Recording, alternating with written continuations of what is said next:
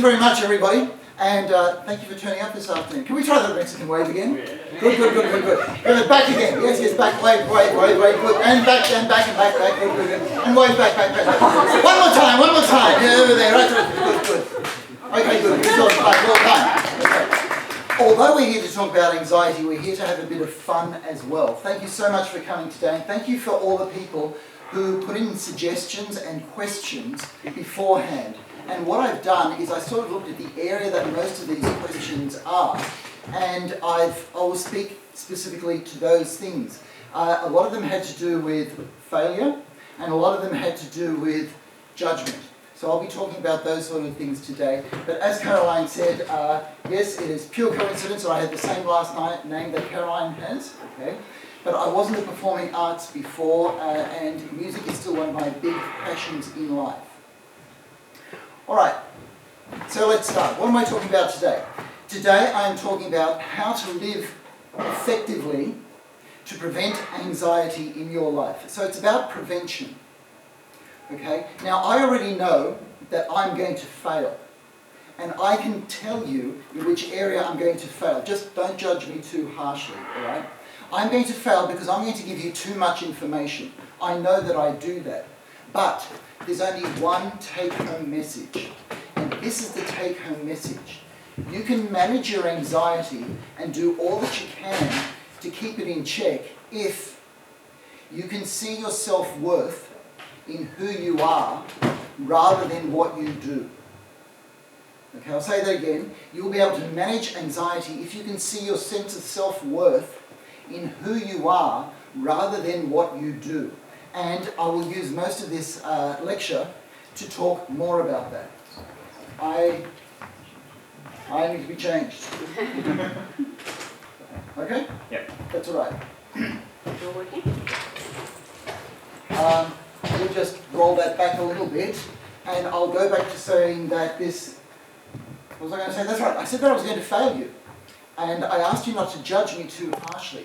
And I said to you that I would fail you by giving you too much information. In fact, giving you too much information is going to make you a little bit anxious, right? But that one take-home message that I want to give you is this. You can manage your anxiety if you put your sense of self-worth in who you are rather than what you do. I won't say that again because you've already heard that twice, okay? Another thing I'm going to do, look, we live in a society that sometimes prefers comfortable lies rather than uncomfortable truths, okay? So I'm going to level with you today, okay? I'm going to say a few things that might make you really uncomfortable. But I'm sorry, I've got to do that. I have seen too many people debilitated by high anxiety in my practice to beat around the bush. If there's work to be done, we've got to do it. If there's something going on, we've got to talk about it. So that's what this is going to be about today. All right, so what are we actually going to do? We're going to look at what anxiety is. Then we're going to look at the stats, and you know the stats are bad. We're going to look at the sort of things that lead to anxiety in your life. And then we're going to look at what you can do. We're going to look at what you can do to beat anxiety. And as I said, I'll put a particular emphasis on handling failure and being judged. But I also said that we'd have a bit of fun, so I'm going to just leave all of that at the moment because I want to take you to the movies. All right? I want to share a brilliant film that I saw 25 years ago. And there's a reason that I want to share this movie because there's another one. I'm talking about Disney's Aladdin. When I saw the 1992 version, I saw Robin Williams doing the genie, and it was some of the most funny things that I have ever seen. Okay? These days, we got Will Smith doing the genie. But the story is the same. The story is this. Aladdin has to go get the magic lamp from the Cave of Wonders. Why does he do that? This Cave of Wonders has, well in my version, a head like a tiger and it kills people. But Aladdin's got to go in there and do it. Why does he do that? He made a promise to an old prisoner, but he also wants to get the girl. And that's basically what the story is about. In the end, he wants to get the girl. when he goes into that cave, he's actually really, really scared. But you can't show that in Aladdin, or else he wouldn't do it. So what the writers have done is they've invented a little monkey called Abu, right? And the monkey sort of sits on his shoulder, and the monkey's really scared. And he talks to the monkey, and it's because you can't have a character talking to yourself. It just looks a bit strange in a movie. But if you put all the fear into the monkey, you can have the courage in Aladdin, and Aladdin will get that magic lamp. Courage. We didn't make it easy for Aladdin. We increased courage in Aladdin. The word courage has the same roots as the word heart. Coronary and courage has that Latin cor root. Okay? Now, what I want you to do is to go to your trachea, that's sort of this bit here, right? And it's a bit hard. You've got a muscle here, a sternocleidomastoid muscle, and in between the hard bit and the soft bit, if you just gently put your fingers there, you'll get to feel your heartbeat. Just close your eyes as you find that.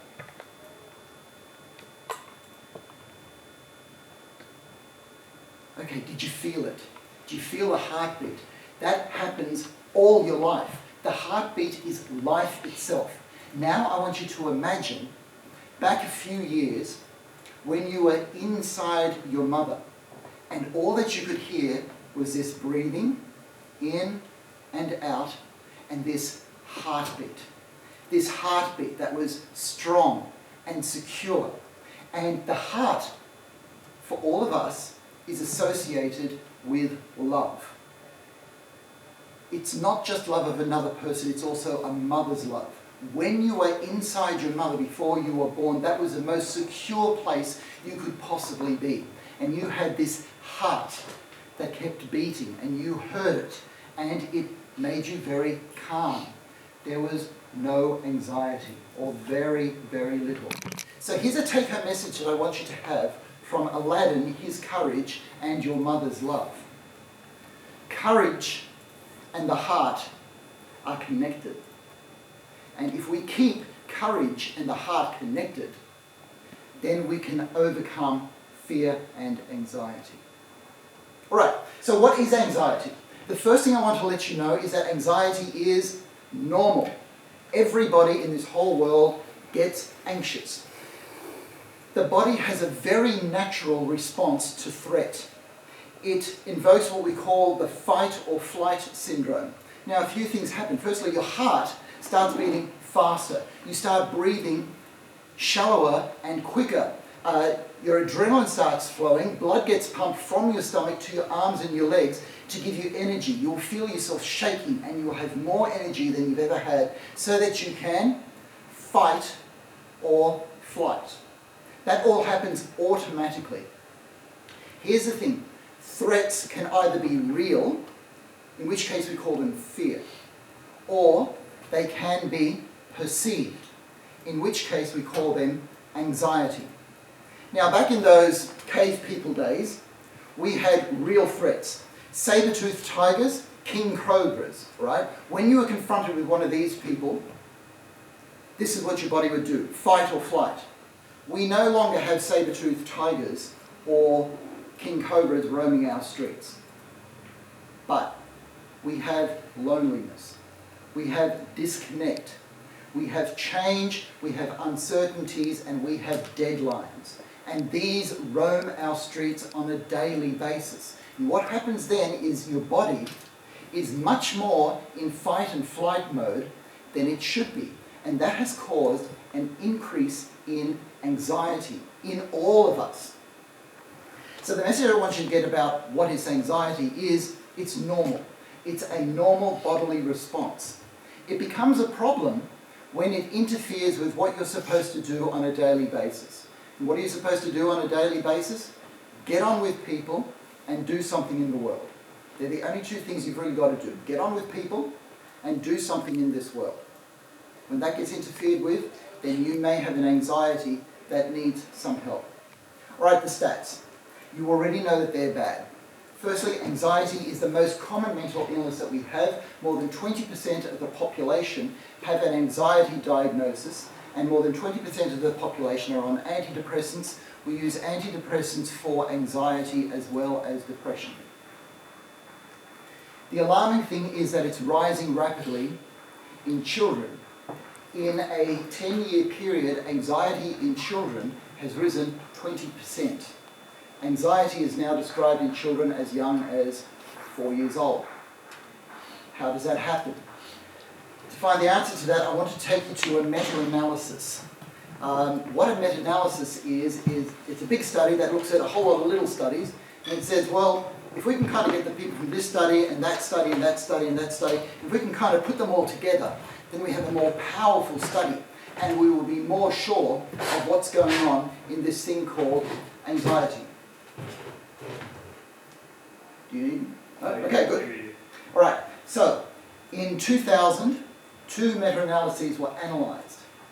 This was the astounding finding from these 2 meta-analyses.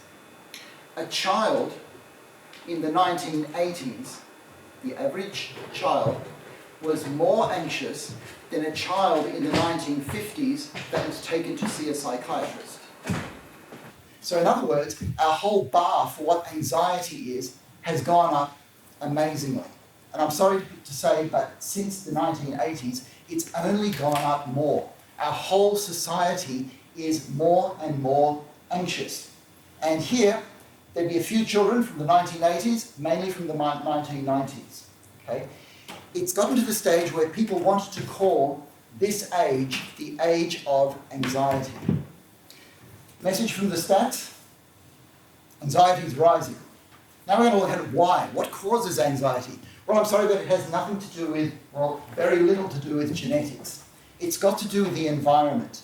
How can I say that so confidently? Because if anxiety rates are rising so quickly in a short period of time, it has to be the environment. Our genetic makeup has not changed for about 60,000 years now. It's the environment. The big studies saw there were 2 things in the environment that was leading to all of our anxiety. 1, social disconnect. We are more disconnected from each other than connected. The second thing is change. Change after change after change after change takes its toll on the whole organism. All right, there are a few other things and a few more things that I'm going to tell you about our society that leads to anxiety. People aren't getting too down yet, are they? Okay, because I've just got to get through all this sort of stuff, and then I'll tell you what we can do about it. And that gets to be a bit more hopeful, all right? Okay? All right. Our society has invented new words for anxiety. In the 1980s, I suffered heart palpitations, and I was taken to see a cardiologist because they were afraid that I was having a heart attack. Boomity, boomity, boomity, boom, test, test, test, test. Your heart's fine, go home. Well, what was that? I don't know. Got no idea. One of those things. Go home. I now know as a psychiatrist, I was having panic attacks. But in the early 80s, we didn't have the word panic attacks. We've only come up with that because that's what people are having. Other words for anxiety that we have. Performance anxiety. Has anybody ever come across performance anxiety? Yes. Academic anxiety. That anxiety that goes, can I put this assignment in? Can I? No, I better make sure it's a little bit better. No, I can't. Academic anxiety. There's social anxiety. There is status anxiety. There is choice anxiety. And there's the one that we all know, the fear of missing out. The fear of missing out is an anxiety. And the anxiety is driving a lot of the decisions that we make on a day-to-day basis. So we've got disconnect, we've got a lot of change, and we've got things that are happening in our society that causes anxiety, or leads to anxiety, let's put it this way. So what do I want you to get out of that? It's not your fault. You don't have a weak character if you have anxiety. This is what other people will have you think. There is a lot of stigma around anxiety because we're all keeping quiet about it. We're all anxious. Absolutely everybody in our society is more anxious than people were 50 years ago. It helps to talk about it. If you see a friend who has debilitating anxiety, they're just not turning up, can't get out of bed, shaking so much that they just can't get through the day, the very first thing to do is talk. Because when you talk, you make a connection. You're getting some of that love happening. You're getting them to realise that there is somebody on their side. Now, that doesn't mean that they necessarily need to go to see a doctor, but they may. Depending on whether what's going on is mild, moderate or severe, they may get to talk to a counsellor, they may get to talk to a doctor, or they may get to talk to a psychiatrist like myself. They may just need to talk to somebody close to them. Which leads me to the things that you can do. The things that you can do to beat anxiety. By the way, just to let everybody know, it's still 3:53, okay? It didn't change. So, It's 4:25. okay, thank you. These are the things that you can do to beat anxiety. The word BEAT, B-E-A-T, is an acronym that I want you to remember. All right? If you want to beat anxiety, these are the 4 things that I want you to remember. These 4 are to prevent anxiety. All right. If anxiety is there because of all the change and because of the disconnect, then we have to get some stability and we have to connect. The biggest stability that you can have in your life is this. Be yourself. You need to be yourself. I'll explain what I mean by that. Most of us get our sense of self-worth from what we do. We think that if we succeed or do more stuff, that we're somehow better people. That is going to lead to anxiety. If you get your sense of self-worth from who you are, so in other words, just be, then you can manage anxiety. It's a difference of this. You are a human being. You are not a human doing. I'm going to say that again. You're a human being. You're not a human doing. Where can you be yourself? With the people you connect with. I hope you can be yourself with your mum. I hope you can be yourself with your dad. If you don't have any of those, if somebody adopted you or if somebody got you through your childhood, connect with them.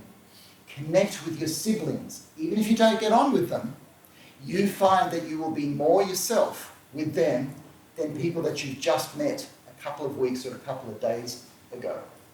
The other thing is make friends. Make those connections. But make real friends. Don't impress people. Make a real connection where, hey, you know what? I can be myself around you. All right, now to be yourself, you've got to know who you yourself are. That's actually not an easy question to answer. Who the hell am I? About 10 years ago, I went through a little crisis asking, who the hell am I? Who did I ask? I asked the closest person to me, the person that I love and the person that loves me. They were able to give me a good idea of who I was. So, when it comes to the question of who you are in this world, ask the people that are close to you. Definitely ask your parents. It's a very difficult time to be between parents and finding a long-term relationship, okay? That time is a time of change, a time of not as secure as we'd like it to be, thank you very much. If we could have more security during that time, then you could be yourself more. So you have to keep up your relationships with your parents. That's the B. The E is express yourself. Now this is not as easy as you think. People in the creative arts, for example, they express themselves all the time, well, in their artwork. But as people, we often hide ourselves. We don't express ourselves. I laugh too much. I talk too much. I move too much. I've got a nervous Twitter. I stutter. I'm into conspiracy theories. Nobody will like me. Okay? These are the sort of thoughts we all have. We all tend to be down on ourselves, seeing where we don't fit in. But we live in a society that is grappling with and accepting more and more diversity. I'm sorry, in an age and in a society that is accepting more and more, there's room for you if you laugh too much. There's room for you if you talk too much. There's room for you if you're into conspiracy theories. If we're going to take this acceptance thing seriously, and I hope that we do, then there's room for you, whoever you are, right? So express yourself. Take the opportunity to drop the guard just a little bit, because when you drop your guard just a little bit, it makes it safe for somebody else to drop their guard just a little bit. And when you feel that they're doing that, you sort of go, oh, this is good, we're building trust. So you can drop your guard a little bit more. And they'll drop their guard a little bit more. Now you'll get to the time when you'll feel, well, they're not dropping their guard much more than that. Okay, that's the level of friendship, that's the level of connection that you've made with that person. Make that connection. Express yourself. The A in BEAT is appreciate your attachments. It sounds a little bit technical. Attachments is a psychiatry type word that we use for the people that are close to you. Because what we tend to do is take them for granted. I've got parents, I take them for granted. I have so most of my life, okay? But every now and again, they've been there for me. I want to let you know, don't take your parents for granted. Give them more phone calls, or see them just a little more often, or just speak a few more kind words to them, and they will do the same to you. And what will happen is you will feel more connected. If you appreciate your attachments from your mum, your dad, the little sister that drives you crazy, or the brother that really picks on you, okay? Even then, appreciate them and your friends, you will feel more connected, which will let you manage your anxiety much better. Now we're going to get to a difficult one. The T in BEAT is to try. Always try. Let the records show that you struck out. Let the records show that you lost. Let the records show that you went bust. Let the records show that you're broke.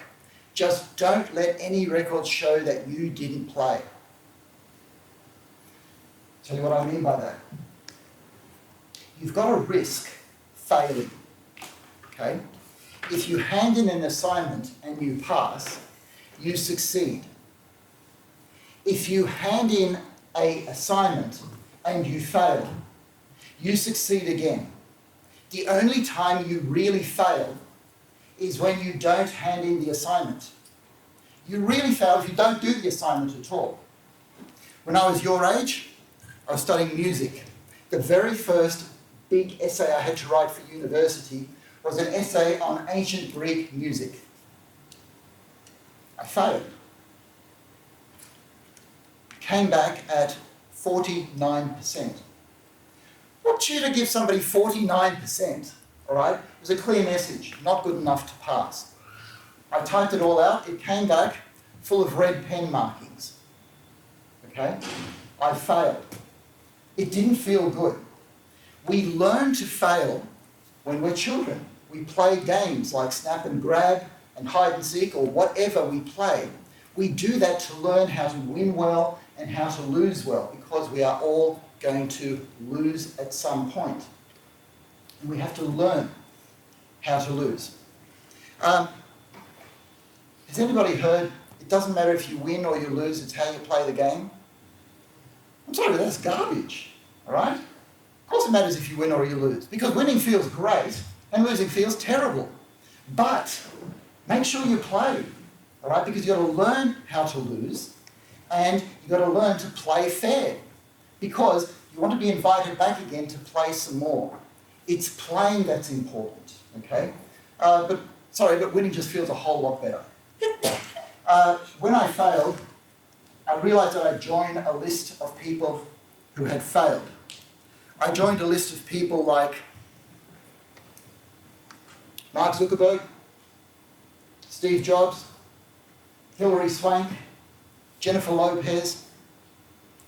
By the time those people were in their 20s, they had already failed. Some didn't finish a college degree, others were homeless. All right? Oprah Winfrey is one of the biggest failures that you'll ever read about. Her life was a train wreck by the time she was 14. Read about it. Sylvester Stallone, in his 20s, he got kicked out, he had no place to live. He lived on the streets of New York City for weeks. These were massive failures. But I'm going to talk to you about one particular failure that, I don't know, I just kind of like him. He's kind of a record failure type person. This guy was a tennis player. He got to the stage where he was all right, okay. In the late 90s, he decided to play tournament tennis. He got into his first Grand Slam and he lost his very first match. So he went into another Grand Slam. He lost that one. Went into another, he lost that. He lost Grand Slam after Grand Slam. In fact, this person has the record for the most number of Grand Slams lost. Does anybody know who I'm talking about? I'm talking about Roger Federer. Roger Federer has lost almost 60 Grand Slam tournaments. I know he holds the world record because he's won 20 of them, right? Okay? But here's the point. He knew how to lose. He was a loser as well as a winner. Okay? Now the thing is that when he lost, he went, okay, what can I do better? And then he went and found some way of doing that. Then he went, okay, what can I do better? And then he found some way of doing this. This is the thing. If he didn't turn up, if he threw his racket down and said, I'm not doing this, we would never have heard of him. Which brings me to judgment. Okay, the message from the failure, join the list of failures, right? It's a wonderful, wonderful list. Judgment. Anything you do in life is going to be judged. You are going to judge this very lecture. You're going to say, how was that lecture? Oh yeah, it was all right. A bit heavy on the information, but it was kind of entertaining. Oh, I didn't really like what he said about this or that, blah, blah, blah. You go to a movie. Did you like that movie? Yeah, it was a great movie. Judgment. Did you like the acting? No, some of the acting was so-so. Judgment. Did you like the music? Yes, the music was great. The cinematography, only so-so. Judgment, judgment, judgment. We make judgments every day of our lives. But here's the thing. Anything you do is up for judgment. You want it to be judged, right? I'm going to take you back to that essay that I wrote that came back with red markings all over it, okay? There were judgments. There are lots of criticisms, all right? There are a few praises. Not many, more criticisms. How did the criticisms feel? Awful. How did the praises feel? Oh, okay. But here's the thing. I wanted it to be judged because in those judgments, in the criticisms, it told me what I could do to improve. In the praises, it told me where I was on the right track. I went and talked to the tutor about it. In those days, I didn't know how to write an essay, but I hear some of you get lectures on how to write essays now. Okay? That's good. That's good. But here's the thing. I haven't failed an essay since because I handed it in and failed. Now I want to take you back to Roger Federer. Roger Federer's always had a problem with his backhand, all right? Gosh, I'm talking about the #1 tennis player in the world at the moment. We're talking about a problem with his backhand, all right? It just wasn't powerful enough. Sometimes he'd go for a 2-hand backhand. I think he's back to a 1-hand backhand. Here's the thing. He would have gone things like, no, that's no good. No, that's no good. Judgment, judgment, judgment. And he's asking his coach, is that good? No, that's no good. What about this? Yeah, that's a bit better. Yeah, that's better. Judgment. Okay, so criticism, praise. Criticism, praise. Criticism, praise. You want both of them so that you can get better. And he continues to do that to this very day. Here's the thing. If you get all the praise but no criticism, it feels good, but we have studies that show that you will stop putting in effort, right? Because you're getting all the reward without any effort. If you get all criticism and no praise, you will stop putting in effort because it's just too much criticism. You've got to be told that you're doing something, that you're on the right track. Everything you do needs to have criticism and praise. There are some university lecturers where if there is a student that gets an HD in an essay, they'll say, right, this was good, and then they'll fill it full of criticisms. That is a high compliment if you get an HD and you get a tutor that fills a page full of criticisms. Why? Because you might be sitting on an 86 and they're there to help you get a 91. Right? That's high praise. Now, if somebody has just passed, you want to praise them for getting there because it doesn't feel good to be at the other end. But you want to give them enough pointers to see what can be done to lift them. So here's the thing. If your university lecturer gives you praise or criticism, thank them. So you have to try. That's the thing about judgment. But here's the thing about judgment. You can only be judged for what you do. You can't be judged for who you are. And I'll illustrate that to you. We have two boys. Boys are young men. They're kind of your age, okay? They're sort of studying somewhere and they've kind of left us, okay? We gave them a home. We went to beaches. We climbed the mountains. We went bushwalks. We did all the family sort of stuff, okay? Imagine if they said, Dad, will you still love me if I fail my exam? What do you mean? What do you mean? Of course I will, all right? I'll be there to help you pick up the pieces, all right? Why? Because I don't judge him for what he is, all right? But just try this. Go up to your university lecturer and say, will you still love me if I don't put in a good essay? Okay? You're mixing up who you are and what you do. The correct response from a university lecturer should be, well, that's not actually my role. My role is to make you the best university student that you can possibly be. All right? My role is to make sure that what you do gets better. So here's a goal for you. Be the best you that you can be. All right. Judgment, failure. But what if I'm already anxious? There are things that you can do. We live in a society that unfortunately is very fake. There's fake news. There's fake posts up on social media. And what we tend to do is compare our inner selves with what somebody's appearances are, right? But the trouble is that being fake can increase your anxiety. Why? Because if you're a fake, you sort of go, oh, well, who am I really? Will anybody find out that I'm being fake? Okay? And does that mean I'm a bad person because I'm fake? And these are the sort of thoughts that people have because I hear them in my office. Okay? And you don't know about other people. If other people are fake, right, how can I trust anything that anybody says to me? How do I know that somebody doesn't want to hurt me? Remember, perceived threat, that's what leads to anxiety. The other thing about the society that we live in is this is the first generation where it is considered socially acceptable to lie. Right? On the radio, the question is not, should we lie? It's how far are we able to lie before it's not right anymore? Okay? And yes, so if people give little excuses as to why they couldn't come out that day or go to a party, okay, and oh yes, everybody cheats on their taxes. But what if somebody lies about bigger things, all right? What if somebody says to you, I love you?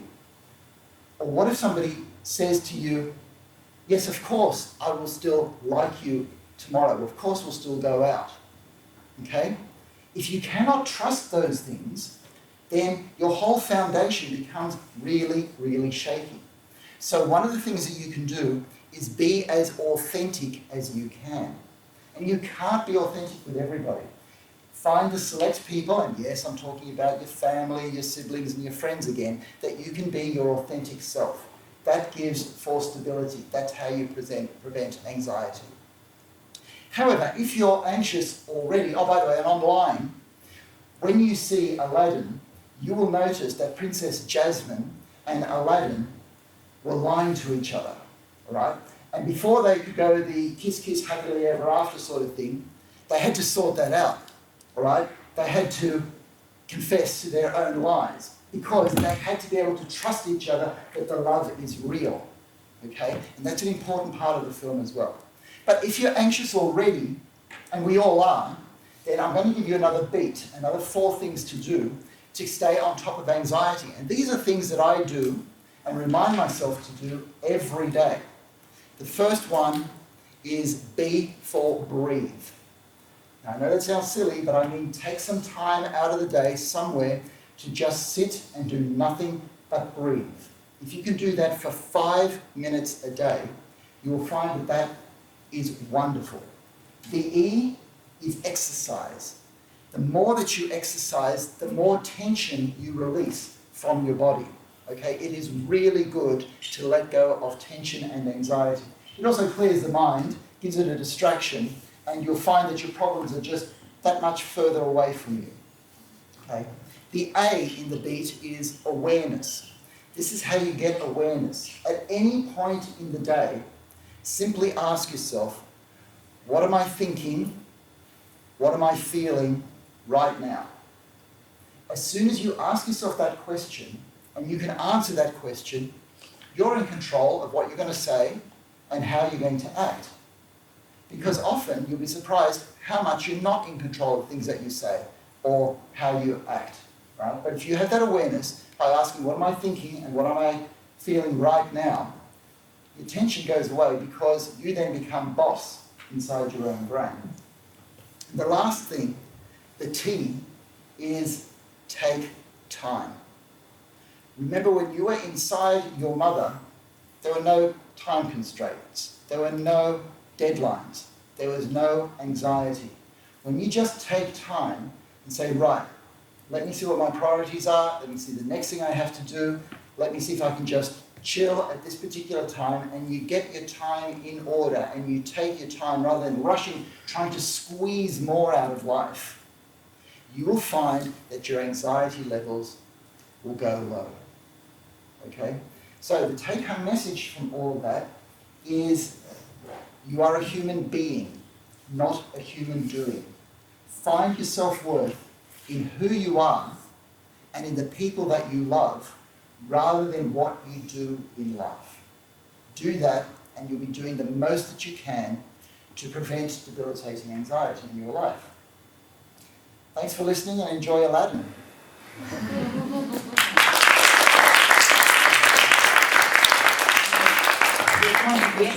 Okay, good.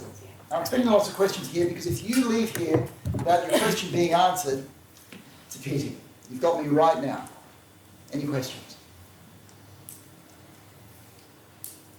Yes, sir. You made a statement earlier of how to find who you are. Yes. You ask someone a question. If that question's asked to you, yes. How is there a best way to respond? Do you respond with praise or critique? Or? Okay, so if somebody asks you, who do you think I am? So they're asking you. Yeah. Okay, right. So the way to answer that is what you know. Okay? Firstly, answer honestly. Right? And we all know it's best to start off with praise. It's got to be genuine praise. Okay? If there's something that you want to say that's not praise, you can ask something like, do you mind if I say something else? Okay? As long as somebody feels that you're on their side, that you have their interests in heart, then you can say almost anything because it feels so good to have somebody on your side. Whereas a criticism where you're like that, all right, shows that you're opposing that person. Whereas if you go something like, there is one thing that I've noticed. Oh yeah, what's that? Okay? And you say it gently because it's a person that you're talking to, right? If they feel the caring, genuine caring, then you can say what you like. Okay, thanks for the question. That was a great question. That's good. Any other questions? Yes. What if you're so anxious you can't feel anything? If you're so anxious that you can't feel anything, then what's happened that your anxiety has taken over in your mind. Okay? If you're really concerned about that, then it's a good idea to talk to somebody about that. Okay? And there are a few options. As a doctor, what I often do is give somebody some medication, but only so that they can work on what's going on, so that eventually you can take that medication away. Right? Because all of you are young. You don't want to be on medication for 60 years.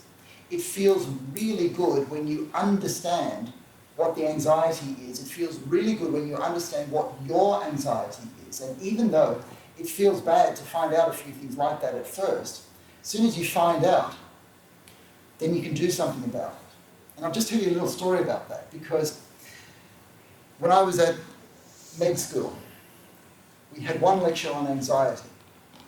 We got to the stage where the lecturer said, okay, do you guys want to know how to cure anxiety? We're going, yeah, we're like this, okay? He said there are only two things that you need to do to cure anxiety. One, know what you're anxious about. And that's not always easy, because most of the time we spend a lot of time searching for what somebody is anxious about. And then the second thing is, this is the hard one, face it. Okay? So if your anxiety is, I can't put in my assignment because I know it's going to be judged, there's going to come the time when you're going to have to put the assignment in. In fact, a lecturer giving you an extension is not doing you a favour. All right? They might make you feel better in the short term, but they're actually reinforcing that, well, this is a big thing, okay? Don't do it until you're ready, right? And so the next time you try to do it, it actually becomes harder, right? So face it, get that assignment in, okay? Talk to somebody. I had somebody who had a terrible social anxiety, and she went to Toastmasters.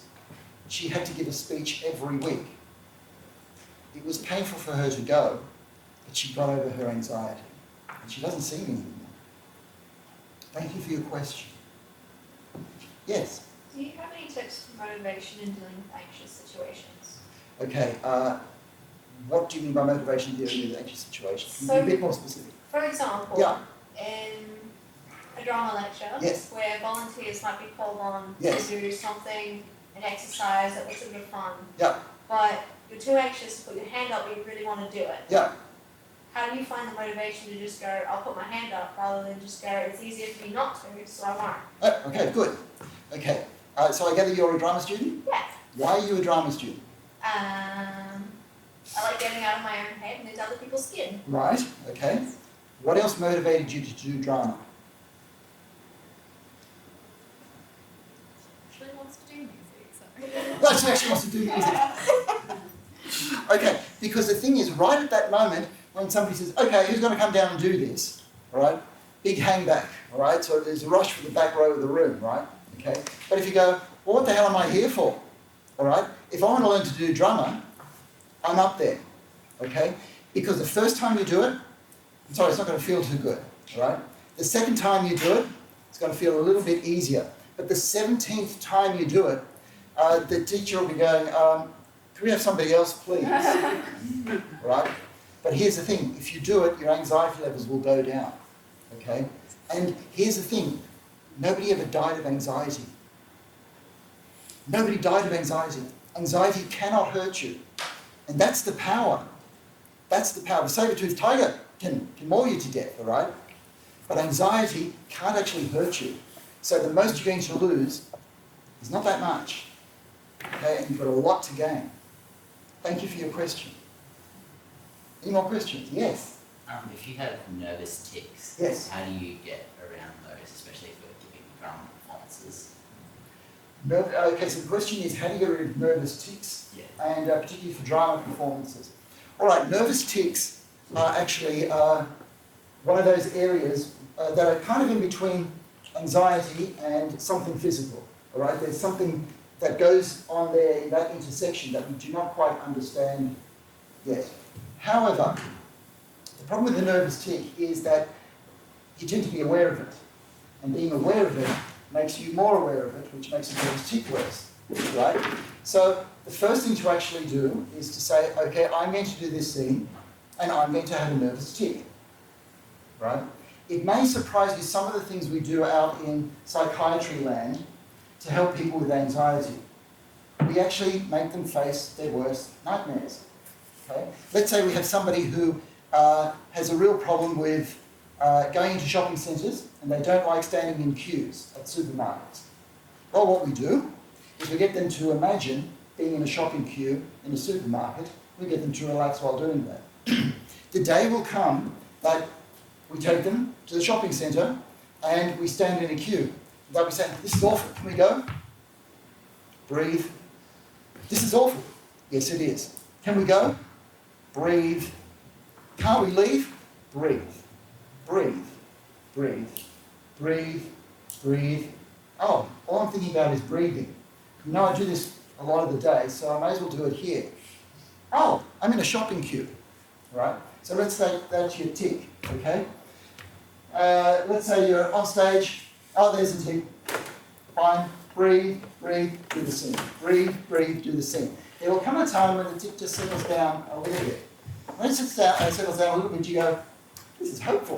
This is good. Maybe it'll settle down more, particularly if I don't put so much attention on it. Particularly if everybody else can accept that this is what's happening. And after anxiety lecture, they know that I'm working on this. Great, good. They're actually on your side. We have studies to show that people are afraid that other people are judging them badly.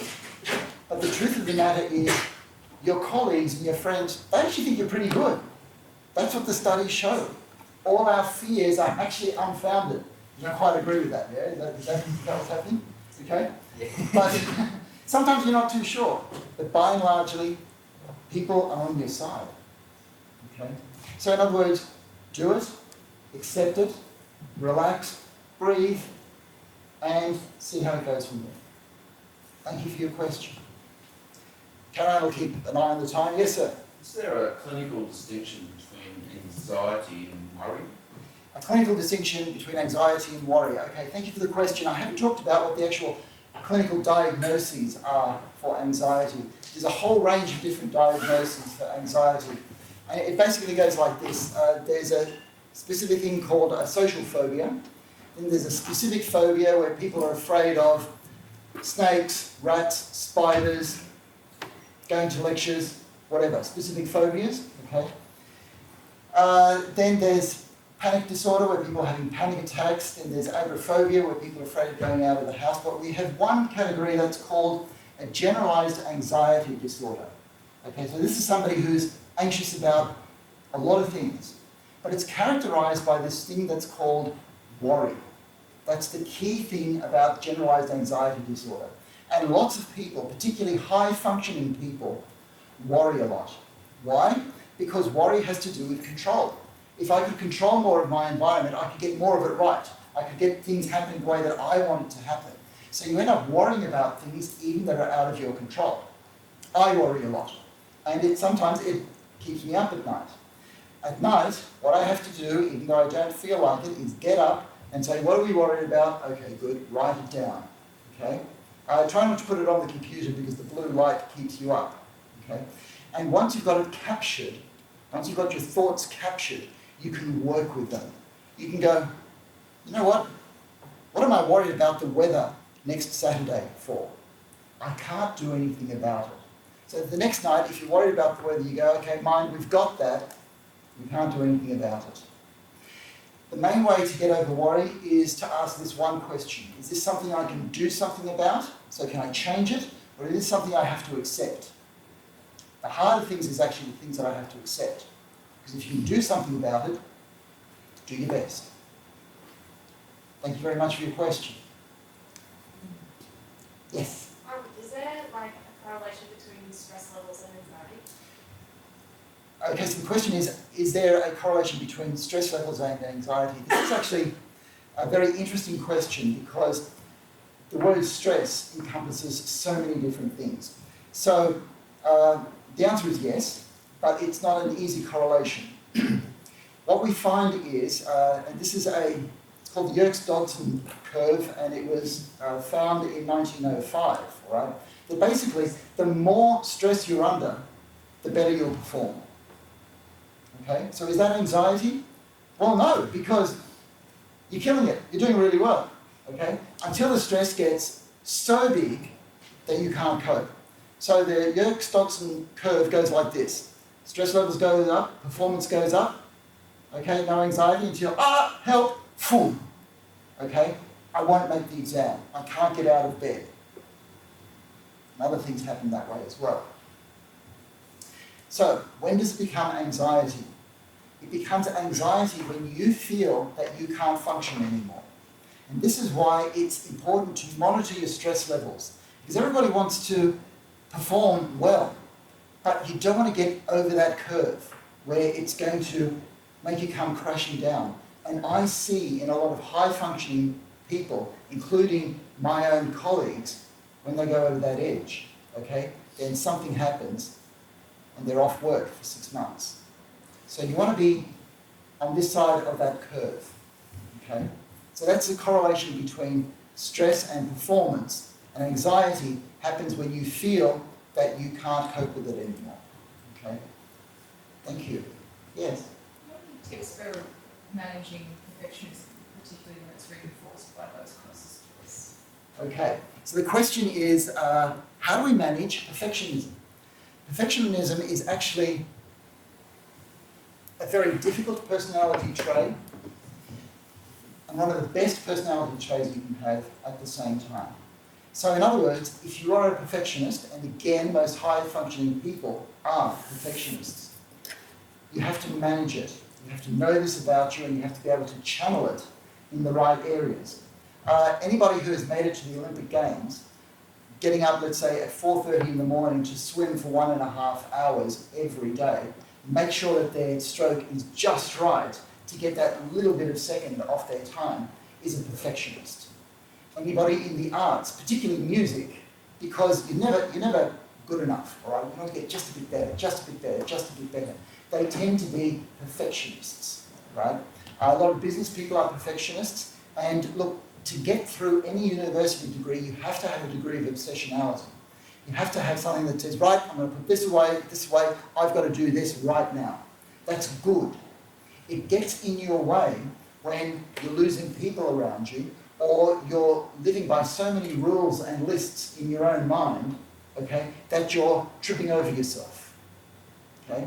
So the first thing to recognize is that you're a perfectionist, and you can use this for you or against you, and then actually spend a couple of hours writing out, where does it help me? What do I love about this part of myself? Okay? And then you go, where is it getting in my way? What can I do to manage this? And it'll be like, okay, I have, let's say, practiced for 45 minutes, I'm going to take a 20-minute break and have a cup of coffee with somebody. Then I'll get back to the practice again, okay? Or you say after 10 o'clock at night, all electronic stuff shuts down, so that I have a more balanced life, so that I can keep my perfectionism for when it's working for me, not against me. And then occasionally, get around some people who are just very spontaneous. They'll drive you crazy at first if that's not you, but you will love them as well. And guess what? Their problem is that they're spontaneous, and the great thing about them is they're spontaneous. Opposite problem. Thank you for your question. Our timekeeper looks at the watch. Any other questions? Last one, Last question. Last chance, Yes. counting down. I think one of the hardest things about stress is that you start fearing fear. Yes. It's a horrible cycle. Maybe Yes. you could talk a little bit about managing that. Okay, so what ends up in that cycle? How do we get to that cycle? I just need something a bit more specific to work with. Okay.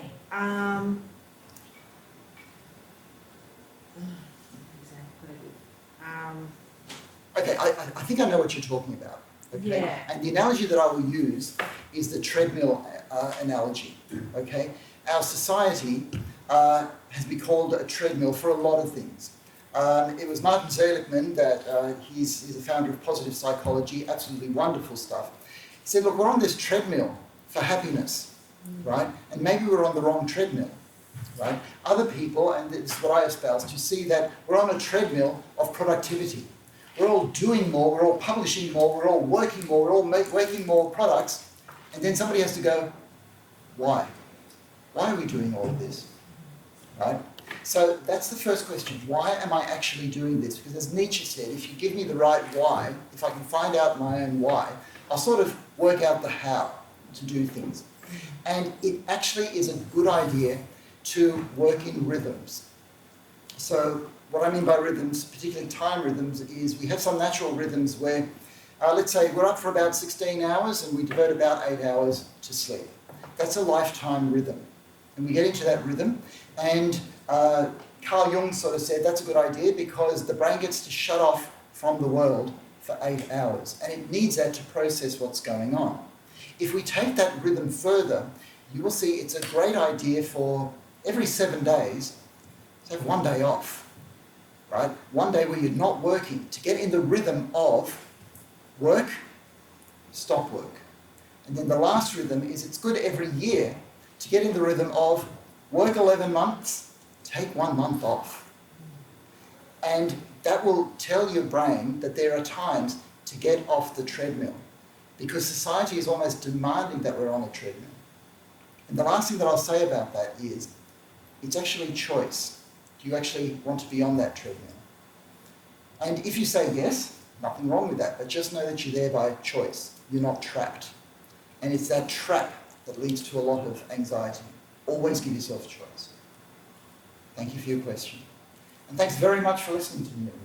Okay, all the best with your studies, okay?